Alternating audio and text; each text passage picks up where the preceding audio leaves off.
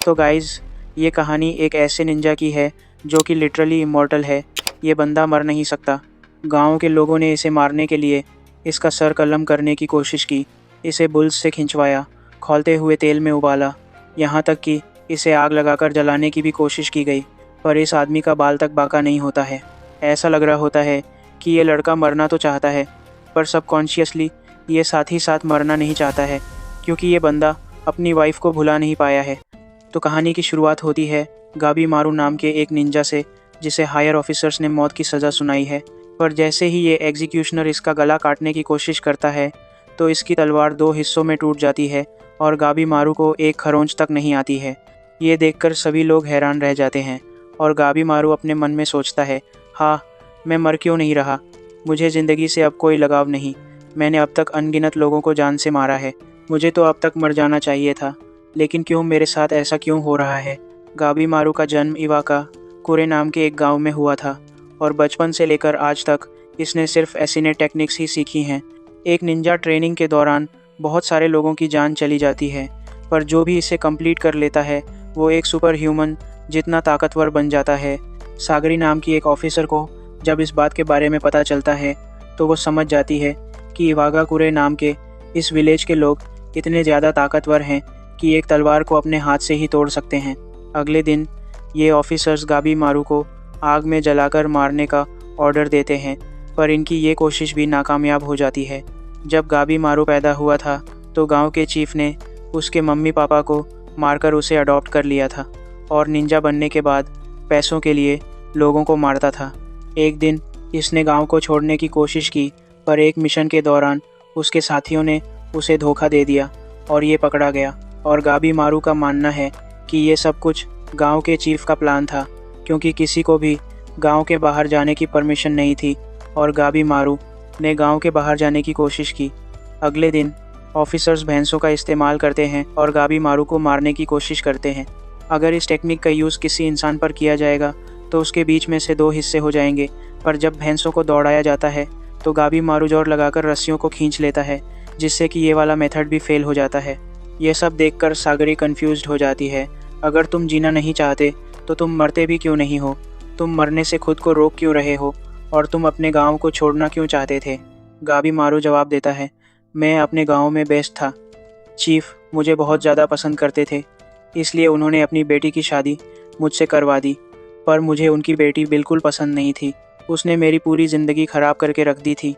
वो मुझे किसी माँ की तरह हर चीज़ समझाने लगी थी, जैसे कि दिन में एक बार प्रार्थना करो, खाना खाने से पहले भगवान का शुक्रिया अदा करो, वगैरह वगैरह। मैं उससे परेशान हो चुका था और उससे तंग आकर मैंने गांव छोड़ने का फ़ैसला किया।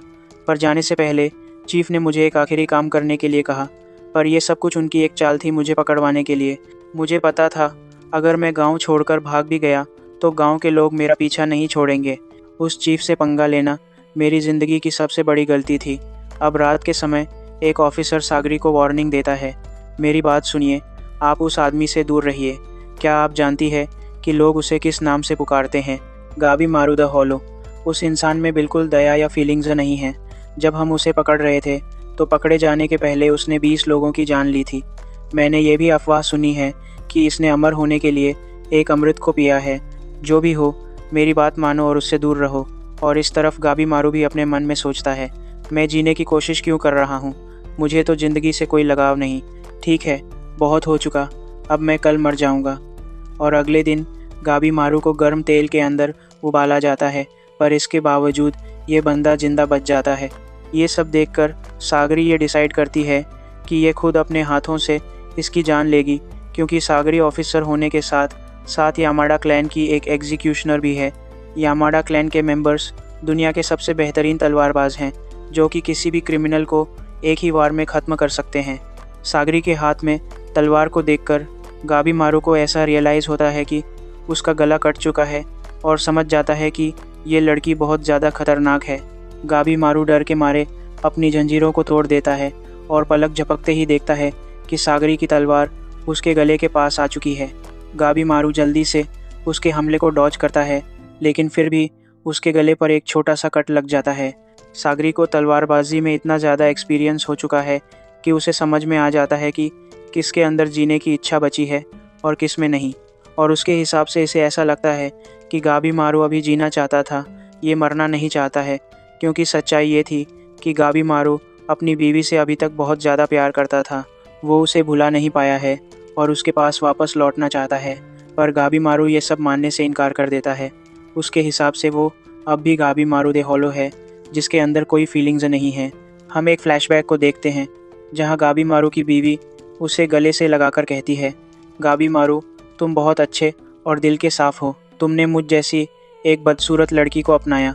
मैं एक सुकून भरी ज़िंदगी जीना चाहती थी, लेकिन मेरी ये बात सुनकर मेरे पापा ने गर्म रॉड से मेरा चेहरा बिगाड़ दिया, मेरे चेहरे को जला दिया। लेकिन मैं हार नहीं मानूंगी, क्योंकि मेरे साथ तुम हो गाबी मारू। लेकिन गाबी मारू ये सब कुछ भूलना चाहता है, क्योंकि उसे पता है चाहे वो जितनी मर्जी कोशिश कर ले, लेकिन वो एक अच्छा इंसान कभी नहीं बन सकता। गाबी मारू अपनी बीवी के साथ शांति से जीना चाहता था, पर गाबी मारू ने यह बात चीफ को बताई कि आज से वो कोई भी निंजा वाला काम नहीं करेगा और शांति से उसकी बेटी के साथ अपनी ज़िंदगी को व्यतीत करेगा। पर चीफ को ये बात बिल्कुल भी अच्छी नहीं लगी और चीफ ने गाबी मारू को ऑफिसर्स के हवाले कर दिया और उसकी बीवी को उससे अलग कर दिया, ताकि इन दोनों का सपना कभी पूरा ना हो। और तभी सागरी गाबी मारू को एग्जीक्यूशन से बचने का एक ऑफ़र देती है और इसके लिए इसे गवर्नमेंट का एक काम करना होगा। अगर गाबी मारू ने इस काम को पूरा कर दिया तो इसकी सज़ा माफ़ कर दी जाएगी और साथ ही साथ इसे शगुन की प्रोटेक्शन भी दी जाएगी, जिससे कि कोई भी इसको और इसकी बीवी को परेशान नहीं करेगा। और इसका मिशन है शिम शिंको आइलैंड जाकर एलिक्सर ऑफ लाइफ को लेकर आना, एक ऐसी जगह जिसे लोग जन्नत भी कहते हैं। ये जगह बहुत ज़्यादा खूबसूरत होती है। इससे पहले भी कुछ लोगों को यहाँ पर भेजा गया था, लेकिन वहाँ से कोई भी जिंदा वापस नहीं आया। और अगर कोई चीज़ लौटती है तो वो थी उनकी लाश, जिसके अंदर से बहुत सारे फूल उगे हुए थे। जब गवर्नमेंट ऑफिशियल्स को इस बात के बारे में पता चला तो उन्हें पूरी तरह से यकीन हो गया कि एलिक्सर ऑफ लाइफ सच में एग्जिस्ट करता है। और उसे हासिल करने के लिए गवर्नमेंट ने ऑर्डर दिया कि एक क्रिमिनल्स के ग्रुप को उस आइलैंड पर भेजा जाएगा और जो भी एलिक्सर ऑफ लाइफ के साथ उस आइलैंड से वापस लौट कर आएगा उसकी सज़ा को माफ़ कर दिया जाएगा। और हम देखते हैं कि गाबी मारू की बीवी इवाका कुरे गाँव में उसके आने का इंतज़ार कर रही होती है। इतने सालों बाद भी इसने उम्मीद नहीं छोड़ी है और अगर गाबी मारू को अपनी बीवी के साथ मिलने का अपना सपना पूरा करना है तो उसे इस मिशन को एक्सेप्ट करना ही होगा। पर यह गेंडा ऑफिसर अभी भी इस गाबी मारू को जान से मारना चाहता है और उसे छोड़ने से मना करता है। पर गाबी मारू अभी भी अपनी वाइफ से बहुत ज़्यादा प्यार करता है और इस मिशन को एक्सेप्ट कर लेता है और इनसे छुटकारा पाने के लिए इन सभी पर हमला करके इन सभी को हरा देता है। गाइस कमेंट करो कि मैं इस एनिमी को कंटिन्यू करूं और लाइक एंड सब्सक्राइब